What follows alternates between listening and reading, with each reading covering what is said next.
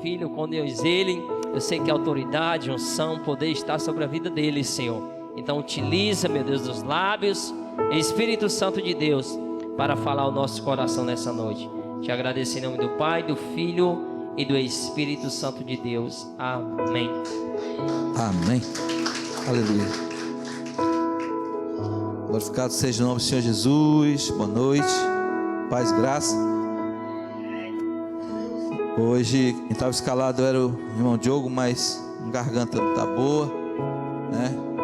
Aí eu ia lá para o Eusébio, aí foi desmarcado, né? Estamos aqui para compartilhar novamente com vocês, é mais um momento na presença do Senhor. Amém?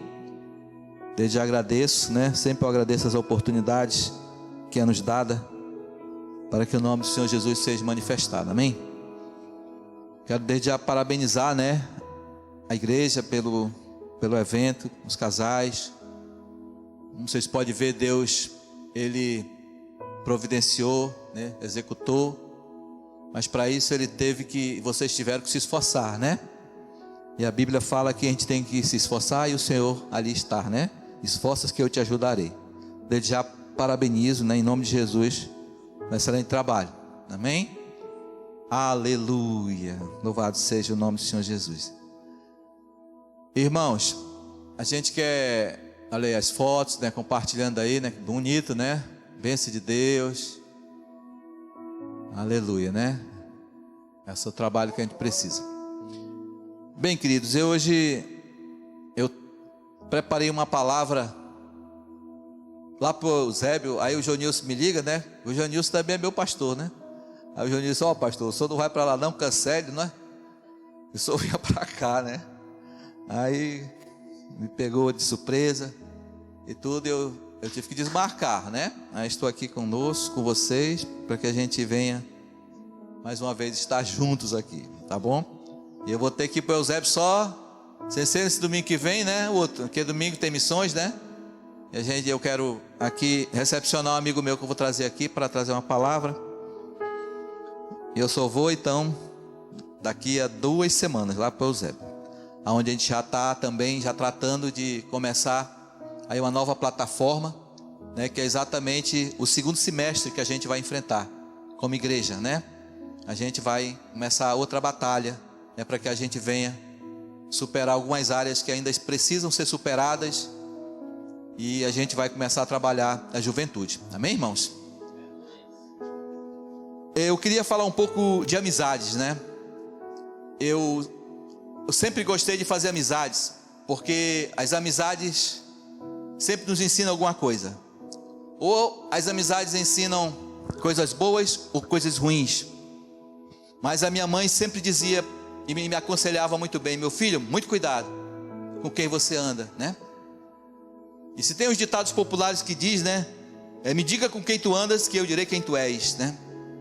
Então a gente, sem querer, sem perceber, muitas vezes a gente passa a ser imitador de pessoas, né? Mas o Senhor nos ensina também que a gente precisa ter um modelo de comportamento, um modelo de vida, até um modelo de personalidade. E esse modelo mais perfeito que eu encontrei na vida para seguir foi Jesus.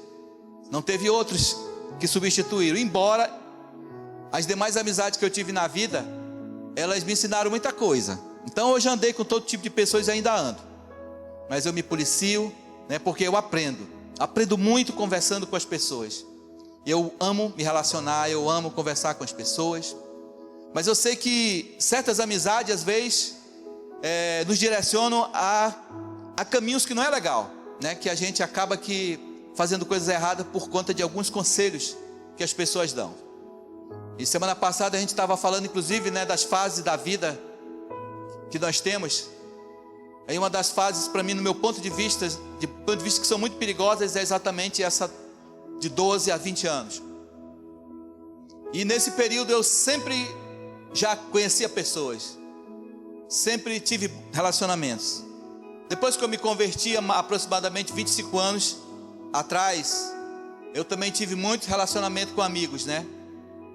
E o Senhor me colocou em vários lugares, irmãos. Eu não sei se é porque eu sou enxerido demais, mas é porque se cumpre a palavra que o Senhor, né, tira os pequenos e coloca você você que é pequeno, Deus coloca entre os grandes. E essa promessa aqui é minha, é sua também. E assim Deus vai fazer com todos aqueles que crerem em Deus. Todos aqueles que forem honrados, todos aqueles que honram a Deus, aliás. É assim que Deus faz. E depois que eu me converti, né, as pessoas olhavam para mim e diziam: tu vai ser pastor. Que pastor nada, rapaz, que isso, eu não quero ser pastor. Deixa eu ficar quietinho aqui, eu quero só adorar a Deus. O meu primeiro ministério da minha vida foi de adoração, foi de levita, né? Eu andei muito, por muitos lugares, através do louvor, e eu conheci muitas pessoas. E na minha vida como pastor, eu cheguei a conhecer também alguns pastores, né? Antes de ser pastor também, eu conheci o pastor João Henrique Palharim, né? Que nós caminhamos, eu e minha esposa, um tempo. Eu aprendi muitas coisas com ele. Eu aprendi com esse pastor que nós precisamos ser, né, termos fé. E o João Henrique Palharim, ele tinha fé, né? Ele tinha fé e ele dizia bem assim: você quer ter bênção na vida? Você quer ser uma bênção na vida? Então pague o preço. Nada é de graça, irmãos. Tudo que você tem que pagar um preço. Ele ensinava e eu chegava a ouvir aquele homem 4 horas pregando. As pregações dele são muito longas. E eu andei com muitas pessoas, né? Eu cheguei a estar junto também do pastor Teixeira Rego, né? Pastor Teixeira Rego Neto, que é o atual presidente também da igreja ministério, Assembleia de Deus, Bela Vista, né? Andei com ele, passei um tempo lá, brincando. Ele uma vez disse bem assim para mim: olha, eu vou comprar o passe de vocês, eu vou comprar o passe dessa família, né? Ele brincava e disse. Aí eu digo: não compre não, cuide da minha família. E eu entreguei os meus filhos na mão daquele homem, e ele disse: eu vou entregar o seu filho na mão de outra pessoa, que era o chefe, né, lá na época, um jovem do departamento de juventude, chamado Rômulo. E o Rômulo então começou a cuidar dos meus meninos que não queriam nada com Deus. E o Rômulo colocou ele na rédea, e hoje, até hoje, ele serve a Deus, né? E ontem eu estava com aqueles meus filhos, os 3 estão casados, né? Eu fui para um encontro de casais também, que era o encontro deles, né? Eram os 3 filhos casados e aniversário da Maia, né? A última neta nossa que nasceu. E tudo isso são resultados de amizades, né? Eu também andei uma época com o pastor Caleb Cardoso. Muita gente falava mal daquele homem, dizia que ele era enrolão, dizia que ele não prestava. Mas eu observava algo nele que era bom: a calma dele, a mansidão dele, a leveza dele, e o poder que ele tinha de manipular a palavra de Deus. Ele sabia muito bem usar a palavra de Deus. E eu então comecei a extrair dele o que era bom. Vocês estão me entendendo o que eu estou dizendo? A gente está aqui conversando, né? Eu comecei a extrair dele o que era bom. E algumas pessoas diziam que ele não prestava, que ele era isso e tudo, né? Mas eu andava lado a lado com ele. Nós fizemos aqui em Fortaleza 12 vigilhões. Eu não sei se você lembra desse evento que aconteceu aqui, né, em Fortaleza, que foi um movimento muito forte. 12 vigilhões. Cada vigilhão dava uma média de 5.000 pessoas. Geralmente eram em ginásios. E eu fiz até o 8º. Depois eu me afastei, eles ficaram aí. Ele teve a igreja dele, depois ele se separou da mulher dele, né? A igreja ficou aí, ficou no outro ministério, enfim. O pastor Caleb hoje está em Goiás, né? São pessoas que erram, são pessoas que falham. Nós não somos, né, super-heróis. Eu costumo dizer que todos nós falhamos. Irmão, eu não sei se vai dar tempo de eu falar isso tudo, né? Mas eu via tanta coisa boa naquele homem. E um certo dia eu andava muito com ele. Ele falava: Maurão, empresta 10 pratas aí, Maurão. Ele estava sem nem um centavo no bolso. E tinha hora que ele estava cheio de dinheiro, eu dava: Maurão, eu estou sem nem um centavo para botar gasolina. E eu sempre arrumava alguma coisinha para ele. E ele tinha bons carros. E um dos carros que ele tinha era uma Range Rover, que é Range Rover o nome, né? Não é o nome desse negócio? Range Rover, né? E ele tinha um carro desse. E ele chega: Mauro, vamos até a concessionária que eu vou trocar esse carro por 2 carros. Eu estou precisando de dinheiro. E eu preciso desse carro aqui para encher de mantimento e distribuir nas comunidades que a gente trabalha. Aí ele pegou uma Kombi e pegou um carro para a mulher dele, né? Um carro pequeno, um Celta, da cor do teu. Que a irmã Áurea que veio uma vez aqui, tem umas coisinhas, né? Lembra da Áurea, né? A irmã Áurea veio aqui. Pastor Caleb é um homem muito considerado. Ele é um dos pregadores dos Gedeões, né? Dos Gedeões. É um movimento muito forte do Brasil, da Assembleia de Deus. Aí ele pegou essa Kombi, a gente andando, né? Ali perto do Papicu. Aí eu vi algo naquele homem que eu nunca tinha visto, né? Eu já vi várias coisas na igreja, irmão. Eu já vi de tudo. O bom da gente caminhar com pessoas é exatamente porque a gente vai ver sempre coisas. Aí de repente atravessa um homem na nossa frente, em frente, se eu não me engano, ao terminal do Papicu, do Bom Preço. É um supermercado que tinha ali na época, não sei se ainda tem. Ainda tem, né? Aí aquele homem arrastava um carrinho de supermercado. Aí de repente aquele homem começa a cair no chão, tendo um infarto fulminante. Aí o Caleb era tão calmo, ele parou a Kombi e ficou olhando bem assim. Esse homem está morrendo.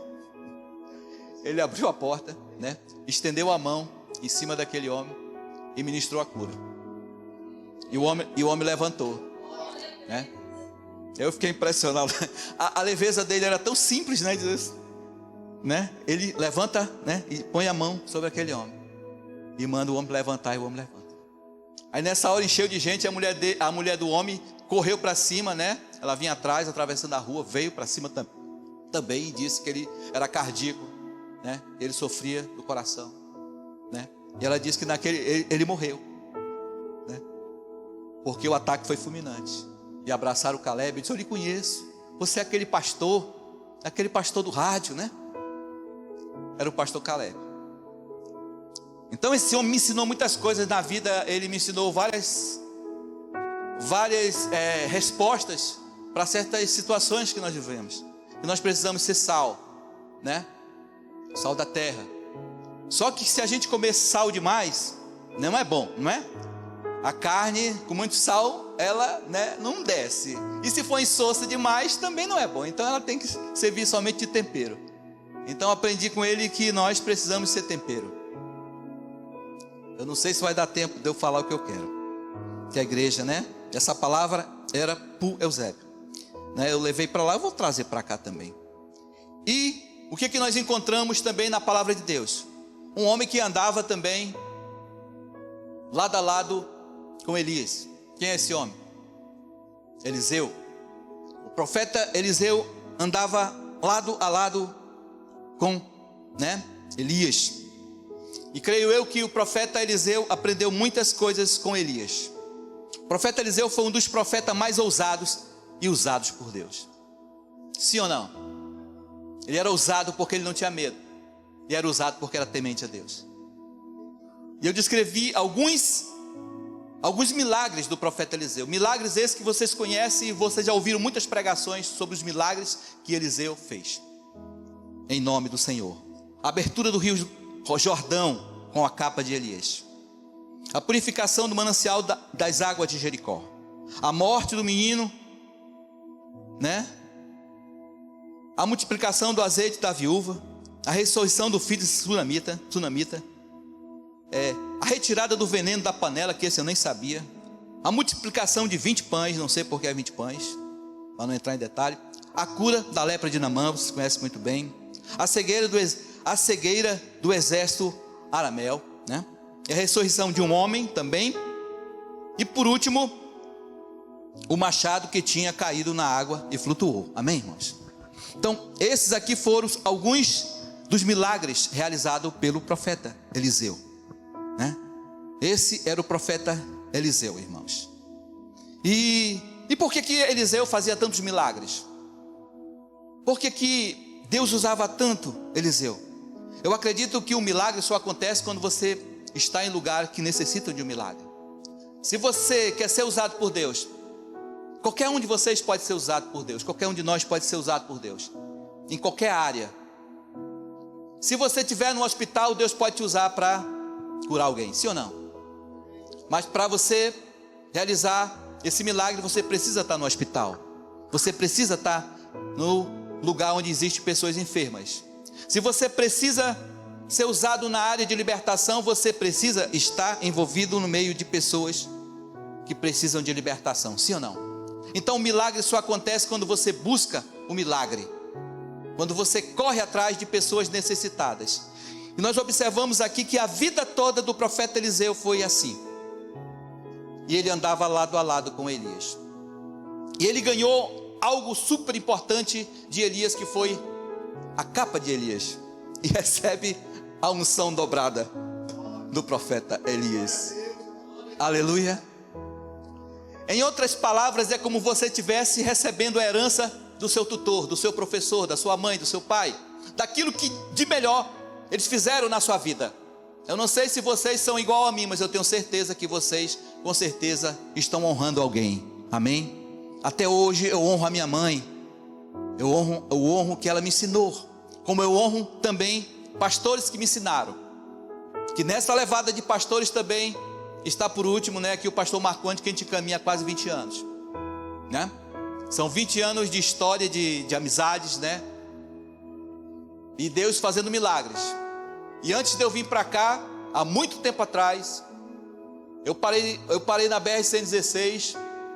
Eu tinha um terreno onde o pastor foi uma vez aqui, numa cidade chamada Cidade de Deus. Está mudando o rumo da prosa, né? E essa cidade tinha um nome, esse bairro tinha um nome de Cidade de Deus.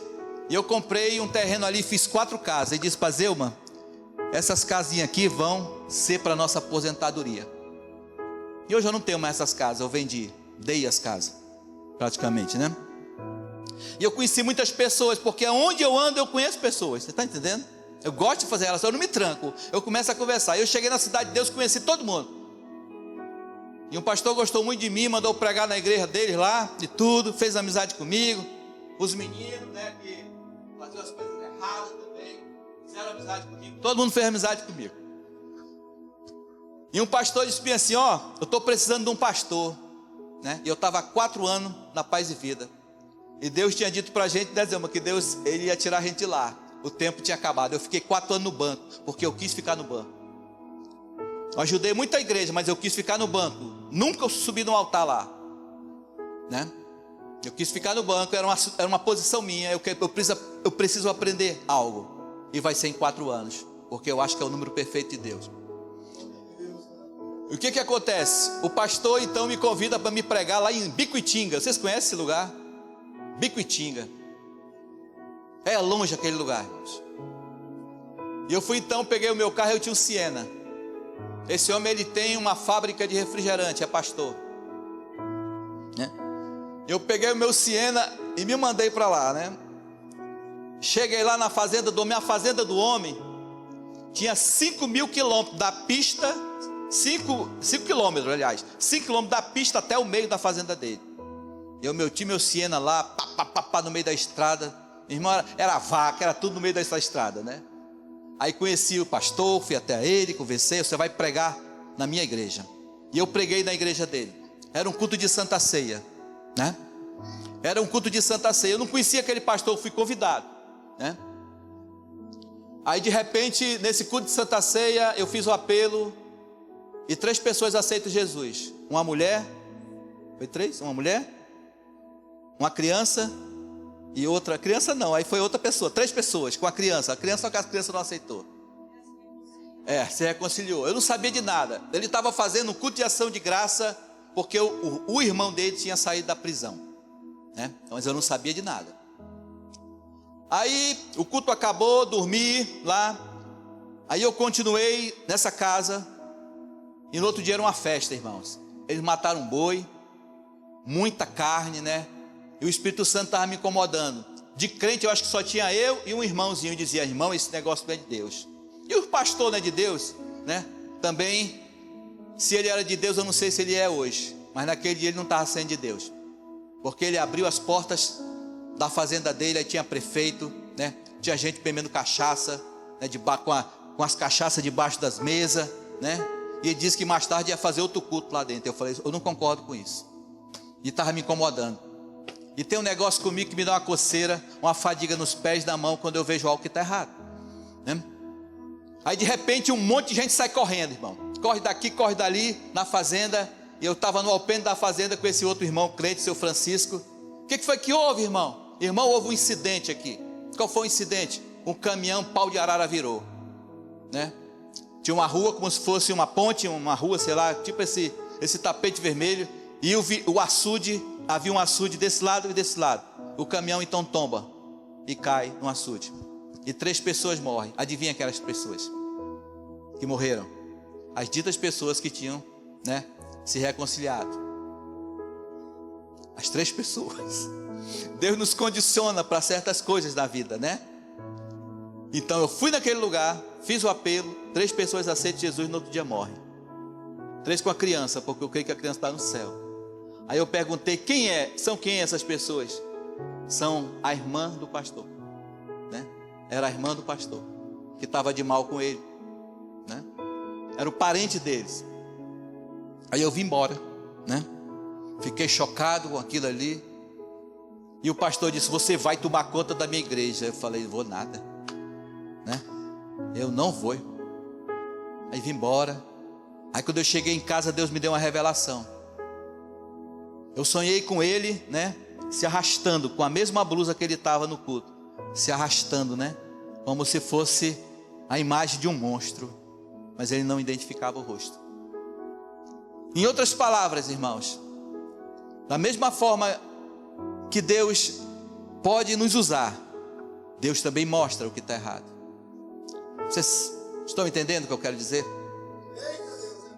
Então a palavra de Deus é assim. E às vezes a gente está num processo de reconstrução, num processo de vida, que nós precisamos entender o que Deus quer falar conosco. Se alguém entre nós aqui, por exemplo, que quer reconstruir a vida, que quer mudar de vida, eu quero dizer para você que se você quiser reconstituir a sua vida e mudar de vida, você tem que lutar muito. Porque nesse percurso, nessa sua empreitada que você está tendo agora, você vai enfrentar muitos problemas pela frente. Mas você precisa entender que Deus pode fazer esse milagre na sua vida. Amém, irmãos? Se essa palavra está servindo para alguém, que você então receba. E esse profeta chamado Eliseu, irmãos, tinha todas essas ferramentas. Então, o profeta Eliseu resolveu então fazer uma escola. Escola essa que eu acredito que vocês já ouviram falar, que desde o tempo de Samuel, que era uma escola de profetas. Alguém já ouviu falar nisso na Bíblia? Nas escolas de profeta? E a gente vai ler o texto bíblico em 2 Reis, capítulo 6, versículo 1 e 7, que fala exatamente desse aprendizado que nós precisamos ter. Porque os aprendizados que nós temos na vida, irmãos, vão caminhar muito com as nossas experiências. E disseram os filhos do profeta e Eliseu, e disseram os filhos do profeta Eliseu: eis que o lugar em que habitas diante da tua face nos é estreito. Vamos, pois, ao Jordão e tomemos de lá cada um de vós uma viga e façamo-nos ali um lugar para habitar. E disse ele: ide. E disse-lhe um: serve-te de ires com os teus servos. E disse: eu irei. E foi com eles, e chegando eles ao Jordão, cortaram madeira. E sucedeu que derrubaram um deles uma viga, e o ferro caiu na água, e clamou e disse: ó homem de Deus, onde caiu? Mostre-me. Ele o lugar, cortou um pau e lançou-lhe ali, e fez flutuar o ferro, e disse: levanta-o. Então ele estendeu a sua mão e o tomou. Amém? Estou lendo na minha versão aqui, é a mesma, né? Aleluia. Irmãos, aqui então começa uma trajetória de serviço que você precisa entender como caminhar e servir a Deus. Isso não está direcionado só a nós, as lideranças, aos diáconos, aos presbíteros. Não, está direcionado à igreja, como nós precisamos caminhar, né? No primeiro texto aqui que nós lemos aqui, disseram os filhos dos profetas a Eliseu: eis que o lugar que nós estamos habitando diante da tua face está estreito. Amém? Em outras palavras, esses filhos aqui do profeta Eliseu eram exatamente os seus alunos. Eram aqueles homens que estavam aprendendo, aqueles jovens, aliás, que estavam aprendendo. Aqui nós observamos que não eram homens idosos, eram jovens que estavam aprendendo com o profeta Eliseu, com o seu professor. Mas eles chamaram a atenção e disseram para Eliseu: Eliseu, o espaço que nós estamos habitando está estreito, e nós precisamos ampliar. esse espaço. Veio a iniciativa dos jovens, jovem como Emerson é jovem, né? Jovem, Emerson, né? Como Diogo, né? Como demais pessoas que estão aqui, como Jonilson, jovens que estão aqui, tomaram então uma iniciativa e disseram ao profeta: o lugar que nós estamos habitando, o lugar que nós estamos estudando, ou o lugar que nós estamos congregando, está precisando, né, ser alargado. Então a lição que nós aprendemos aqui de cara, irmãos, é exatamente que esse servo aqui teve uma visão de crescimento e chamou a atenção então do profeta Eliseu. Se nós formos ler no livro de Isaías capítulo 54, versículo 2, diz assim a palavra do Senhor: amplia o lugar da tua tenda, estendam-se as cortinas das tuas habitações, não o impeças, alongue as tuas cordas e fixas bem as tuas estacas, né?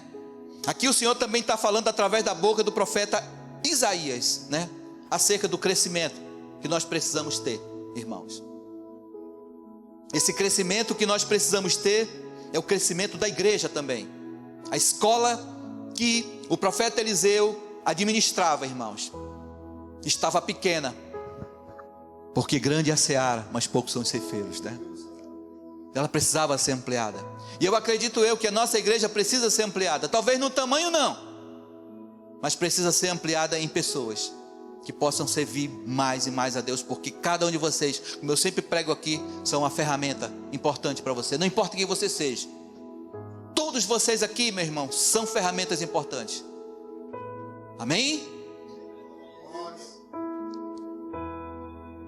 Na segunda lição que nós podemos aprender aqui, e disse-lhe um servo: te ires com teus servos? E disse: eu irei. A segunda lição que nós aprendemos aqui no segundo versículo é exatamente para que eles não pudessem ir sozinhos.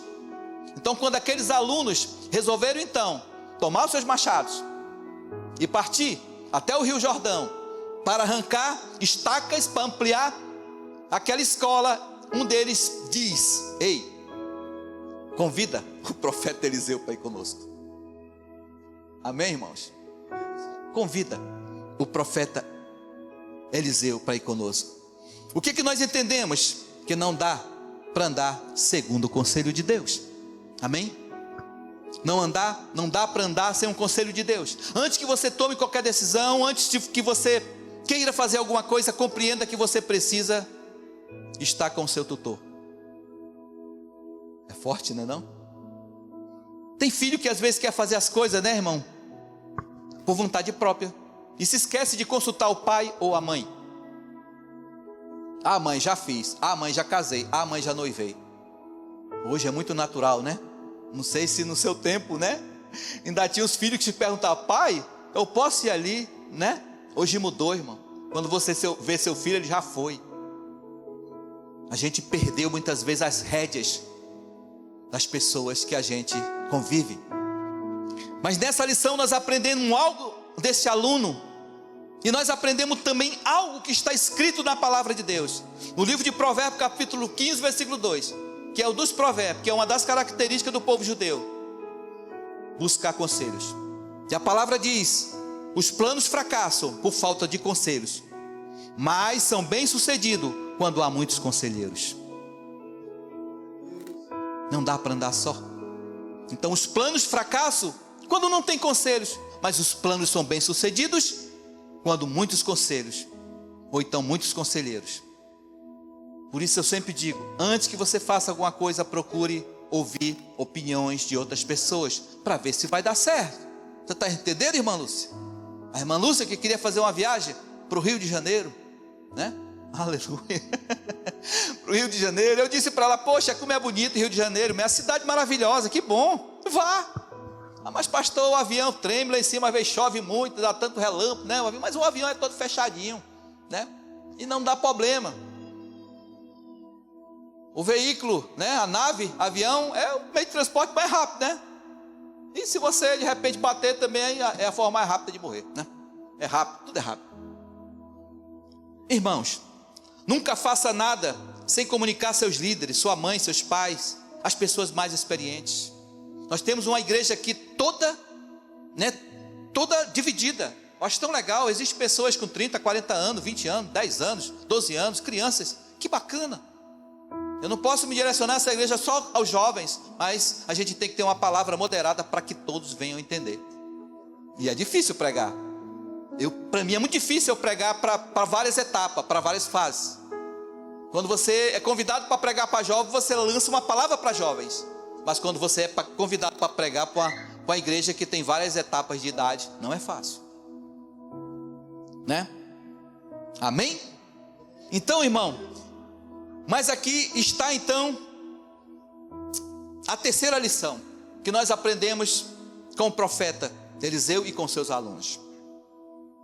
A palavra do Senhor diz aqui que sucedeu que, derrubando um deles a viga, o ferro caiu na água. Ou seja, um deles pegou o machado, né? Pegou o machado, foi cortar a viga, ou então aquela árvore, então o ferro do machado caiu. E o jovem disse: ai meu Deus, ai meu Senhor, o machado que eu tinha era emprestado. Aleluia. Olha que palavra abençoada, irmão. Sabe, que palavra linda.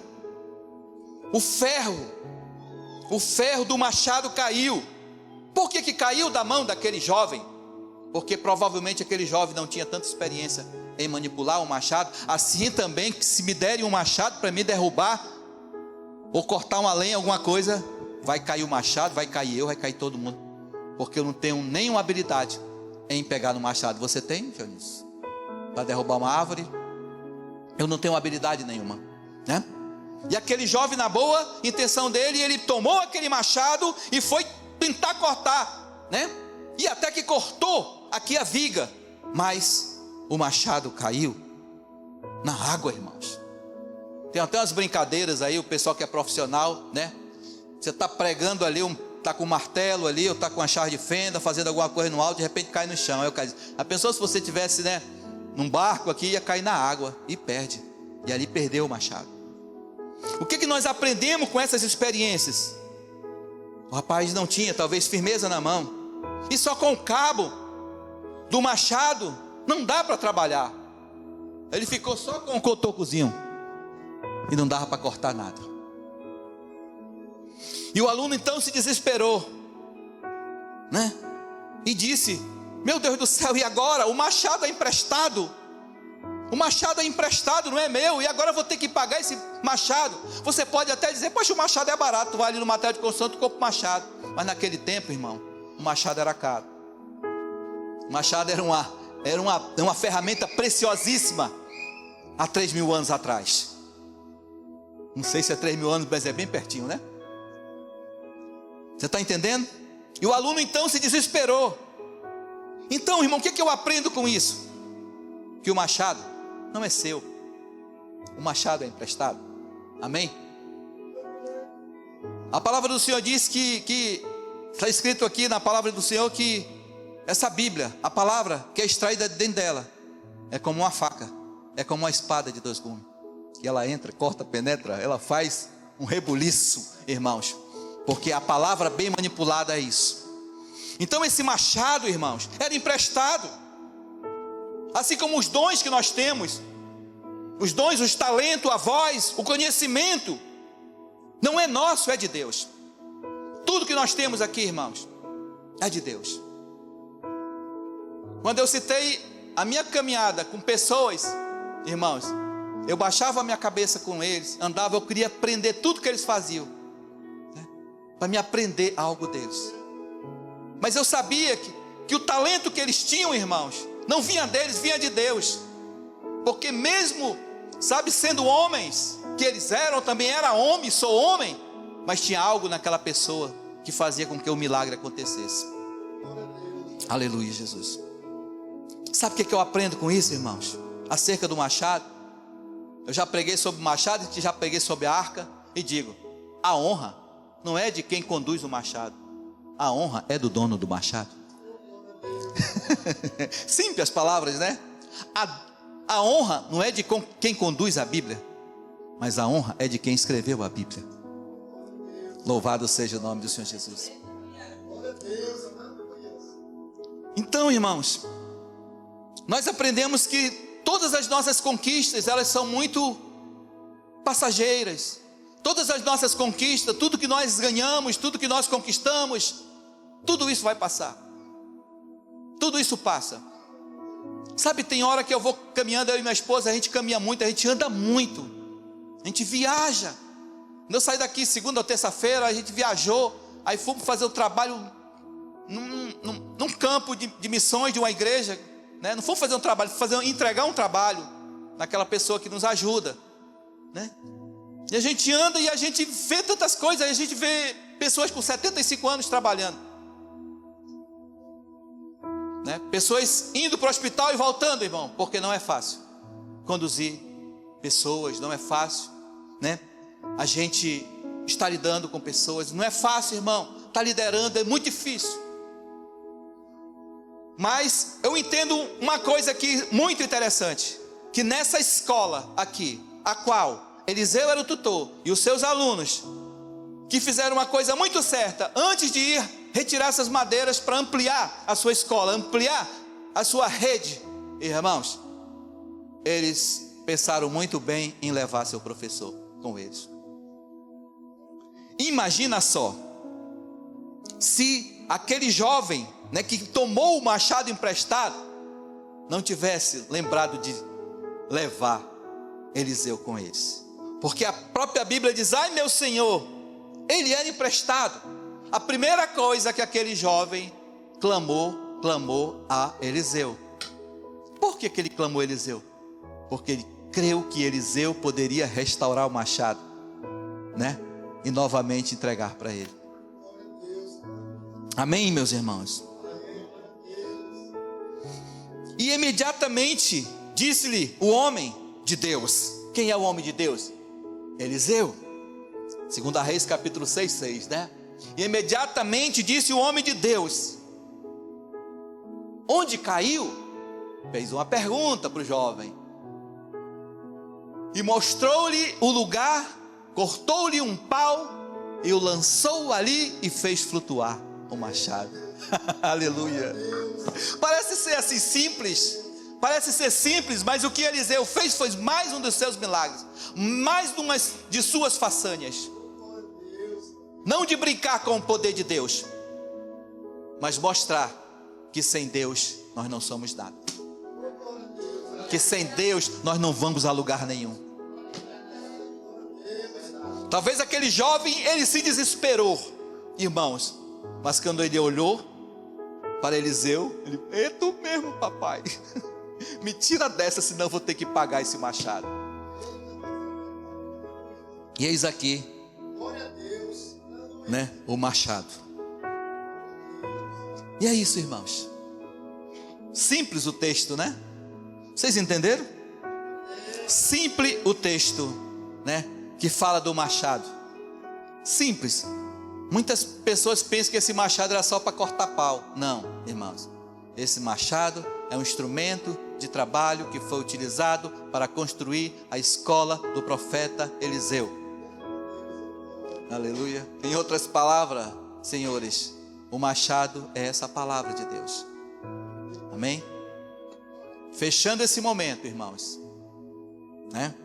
Repetindo novamente, a honra não é de quem carrega o machado, mas do dono do machado. Aleluia. Vocês entenderam? Não é tremendo, né? Às vezes a gente começa a ler a Bíblia, irmão, quando a gente começa a extrair o que ela tem de tão grande, de tão forte, a gente observa: poxa, como a gente é tão pequeno, não é? Como a gente não é nada diante das maravilhas que Deus tem para nós. E esse mesmo profeta, irmão, foi um dos poucos profetas que erraram, acredito eu, mas ele andou lado a lado com Elias. Vocês sabem muito bem da história de Elias, né? Elias não foi transladado? Olha só que honra, né? Ficar de pé? Aleluia. Glorificado seja o nome do Senhor Jesus. Vou ficar de pé. Quero chamar aqui o louvor, né, para cantar a mesma canção que foi cantada ainda há pouco aqui. Eu chamar o Emerson. Cadê as meninas? Ah, estão lá em cima, né? Aleluia. Então vamos adorar, irmão. Faltam 7:55. E desde já...